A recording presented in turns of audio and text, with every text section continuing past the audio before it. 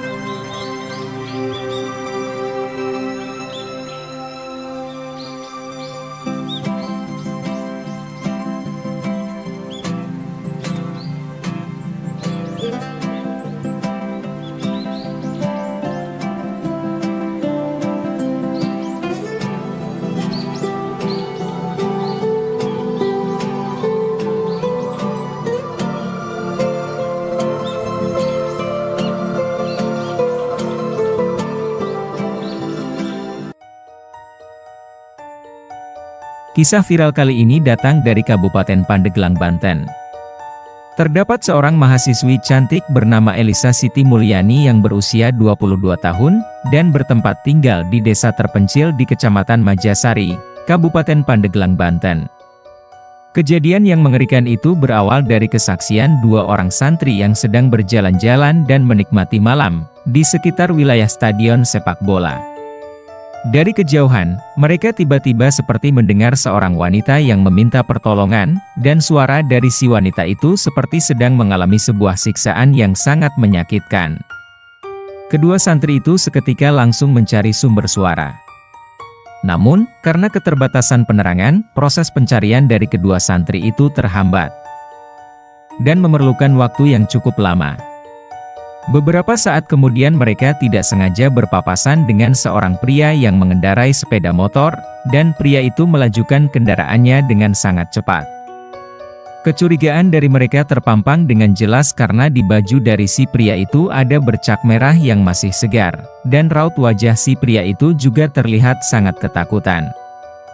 Dua santri itu kemudian bergegas menyisir sebuah semak-semak di belakang stadion. Dan saat penyisiran tersebut mereka seketika dikejutkan dengan sebuah penampakan yang sangat mengerikan. Penampakan itu adalah seorang wanita yang sudah tidak berdaya.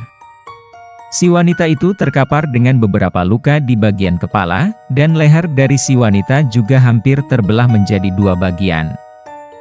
Kedua santri itu seketika langsung lemas tidak berdaya. Mereka seperti tidak percaya telah melihat sesuatu yang mengerikan yang ada di depan mata mereka sendiri. Kedua santri itu kemudian melaporkan atas penemuan itu ke pihak instansi terkait, dan tidak lama setelah itu beberapa pihak instansi bersama dengan pihak kepolisian akhirnya datang ke lokasi. Mereka selanjutnya mengamankan lokasi kejadian dan membawa tubuh dari si wanita untuk dilakukan otopsi guna penyelidikan yang lebih mendalam. Pihak kepolisian kemudian bergegas dengan cepat meminta keterangan dari beberapa saksi atas penemuan tubuh dari wanita tersebut, dan dari kesaksian kedua santri, juga dari beberapa warga setempat yang sempat melihat seorang pria yang mencurigakan. Pihak kepolisian selanjutnya mendalami kasus ini dan kemudian akhirnya berhasil mendapatkan identitas dari terduga pelaku.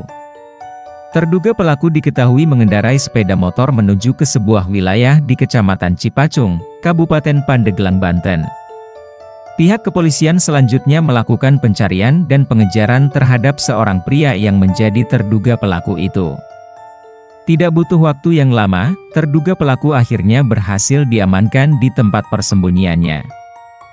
Saat proses penangkapan itu terduga pelaku tidak melakukan sedikit pun perlawanan dan dirinya mengakui atas semua perbuatan yang sudah dilakukannya terhadap korban.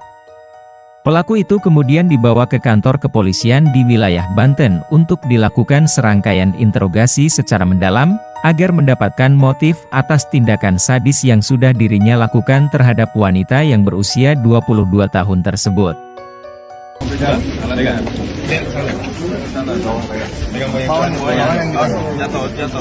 Mana mic?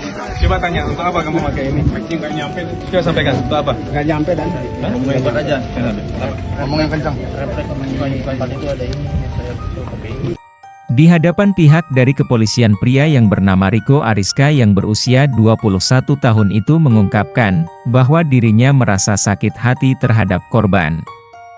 Riko Ariska mengatakan bahwa dirinya menyesal telah melakukan pembunuhan terhadap mantan pacarnya tersebut.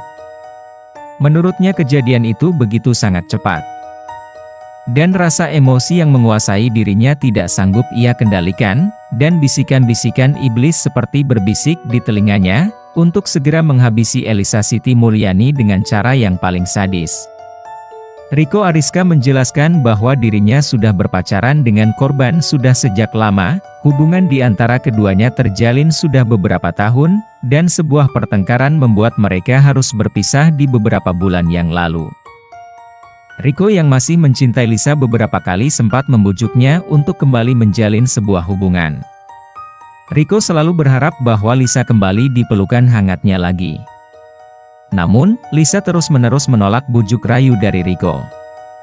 Lisa beranggapan bahwa hubungan di antara keduanya sudah tidak sehat, dan Lisa sudah tidak lagi mencintainya dengan sepenuh hati. Dari sana Riko mulai merasa sakit hati. Penolakan dari Lisa membuatnya kehilangan jati dirinya sendiri. Terlebih penolakan dari Lisa dilakukan secara terang-terangan. Hal itu membuat Riko merasa harga dirinya sebagai lelaki seperti dipertaruhkan. Setiap hari Riko selalu memikirkan mantan pacarnya tersebut. Rasa cinta yang begitu sangat besar membuat dia seperti kehilangan gairah untuk melanjutkan hidup. Terlebih saat itu dirinya menerima sebuah kabar bahwa Lisa sudah memiliki pacar yang baru, dan dari sana Riko seperti dikhianati oleh Lisa. Bahasa cinta yang teramat mendalam membuatnya berpikir sesuatu yang di luar dari akal pikiran seorang manusia. Terbayang wajah Lisa, rasa cinta itu seketika berubah menjadi rasa benci, dan rasa dendam terhadap mantan pacarnya tersebut. Menurut pengakuan dari Riko Ariska, pada sebuah malam, Riko kemudian memutuskan untuk sekedar menenangkan dirinya sendiri. Dia kemudian bergegas pergi untuk mencari ikan di belakang dari stadion sepak bola. Namun, selepas pulang dari sana pikiran Riko kembali tergoyahkan dengan kehadiran Lisa yang tepat berada di depan matanya. Dirinya mengaku bahwa sebenarnya tidak sengaja bertemu dengan mantan pacarnya tersebut. Saat itu karena mereka sudah jarang bertemu, kemudian mengajak Lisa ke belakang stadion untuk sekedar mengobrol biasa, namun setelah berhadapan dengan Lisa, Riko tiba-tiba merasa gejolak emosi di dalam dirinya meluap begitu saja. Riko kemudian menanyakan kekasih baru dari mantan pacarnya itu dengan nada yang tinggi. Riko meminta penjelasan atas pengkhianatan yang sudah dilakukan oleh Lisa. Lisa kemudian menjawab bahwa hubungan di antara keduanya memang sudah tidak bisa diharapkan kembali.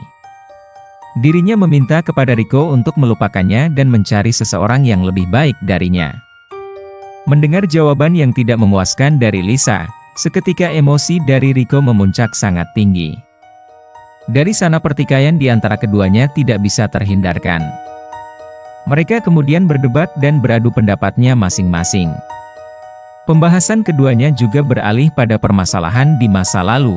Lisa mengungkapkan bahwa Rico bukan pria yang baik untuknya, dan Lisa lebih memilih kekasihnya yang baru, karena lebih memahami dan sangat lebih mengerti dirinya. Wajah dari Rico seketika berubah memerah, dirinya kemudian tanpa sadar telah memukul wajah dari Lisa. Untuk melampiaskan emosi di dalam dirinya selain memukul mantan pacarnya itu, Rico juga mencekik leher dari Lisa, hingga begitu sangat kuat, dan bisa sampai mengalami sesak nafas di dadanya. Pikiran yang rasional sudah hilang begitu saja dari pikiran Rico. Bisikan-bisikan iblis itu seperti kuat menghasutnya untuk melakukan tindakan yang lebih sadis. Lisa sebenarnya sudah melakukan perlawanan sebisa yang dirinya bisa lakukan. Dirinya mencoba menahan cengkraman tangan dari Rico dan menggigitnya hingga begitu sangat kuat. Namun, tubuh dari Rico lebih besar dari tubuhnya, membuat Lisa tidak mampu untuk lebih lama melakukan perlawanan. Rico sudah seperti orang yang kerasukan, setelah mencekik leher dari Lisa. Dirinya kemudian memukul dan menendang mantan pacarnya itu secara membabi buta. Tidak ada rasa kasihan di dalam diri dari pria itu. Seketika pada saat itu Lisa menangis dan meringis sangat kesakitan. Lisa juga sempat menatap wajah dari Rico. Dirinya memohon kepadanya untuk segera menghentikan aksi yang dirinya lakukan. Namun, pria itu seperti sudah bukan orang yang pernah dikenalnya. Rico sudah dirasuki emosi yang mengerikan dari dalam dirinya itu sendiri. Setelah melakukan penganiayaan terhadap mantan pacarnya tersebut, Rico mengaku bahwa dirinya benar-benar sudah gelap mata dan dikendalikan oleh emosi yang ada di dalam dirinya. Saat itu dirinya melihat sebuah kloset WC yang berada di belakang tubuh dari Lisa. Tanpa berpikir terlebih dahulu dirinya langsung menghujamkan benda itu ke wajah dari Lisa secara berulang kali. Lisa menjerit kesakitan, benda tajam itu seketika langsung menghancurkan wajahnya begitu saja. Lisa seperti sudah kehilangan kesadaran dan cairan merah tidak berhenti mengalir dari kepalanya Lisa yang terluka pada saat itu. Lisa seperti melihat malaikat kematian yang menghampirinya. Lisa kemudian menatap lekat wajah dari mantan pacarnya itu. Dan dia benar-benar tidak menyangka bahwa pria itu sudah melakukan tindakan sadis terhadap dirinya. Lisa menarik napasnya lebih panjang karena rasa sakit yang teramat menyakitkan itu membuat tubuhnya sudah tidak sanggup untuk menahannya lagi. Dalam beberapa detik selanjutnya, Lisa akhirnya menghembuskan napas terakhirnya di depan seorang pria yang pernah sangat dicintainya. Setelah melihat Lisa sudah terkapar dan penuh luka di bagian kepalanya, Rico kemudian melarikan diri menggunakan sepeda motornya. Dalam perjalanannya Rico merasa sangat menyesal, dan penyesalan itu tiba-tiba saja datang saat semuanya sudah terjadi. Atas perbuatan sadis yang sudah dirinya lakukan terhadap korban, Rico harus mempertanggungjawabkan semuanya di hadapan pihak kepolisian dan penyesalan yang diungkapkan oleh Rico tidak berarti di mata penegak hukum yang menangani kasus tersebut. Rico kemudian divonis 20 tahun kurungan penjara dan penyelidikan itu masih dilakukan. Rico juga bisa kemungkinan dihukum mati jika terdapat unsur pembunuhan yang terencana. Semoga dari kisah yang mengerikan ini kita mendapat sebuah pelajaran yang teramat penting atas kejadian tersebut. Admin juga mengajak kita semua untuk mendoakan saudari Lisa agar bisa tenang di sisi Tuhan. Semoga kasus ini bisa mendapatkan keadilan seadil-adilnya pada hukum di negeri ini. Bagaimana menurut pendapat kalian mengenai kasus ini? Silahkan tuangkan pendapat kalian di kolom komentar, kita bisa berdiskusi atas kejadian ini. Semoga kisah ini dapat menjadi pembelajaran bagi semua orang, untuk lebih waspada dan berhati-hati terhadap potensi kejahatan di luar sana, bahkan dari orang terdekat. Tetaplah mengedepankan keselamatan dan keamanan dalam kehidupan sehari-hari. Terima kasih sudah menonton video ini sampai habis. Berikan dukungan terhadap channel Kisah Viral dengan menekan tombol suka dan tuliskan juga pendapat kamu di bawah kolom komentar. Itulah kasus yang belum lama ini terjadi, sungguh bejat dan tak berperikamanusiaan.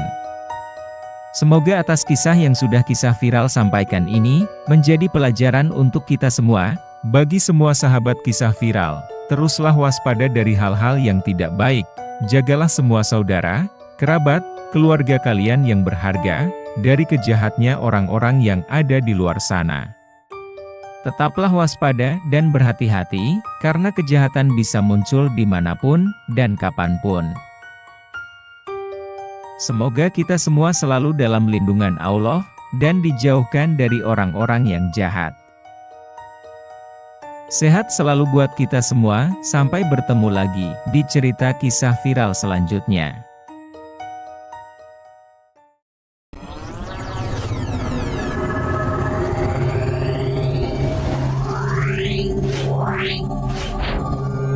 Wow.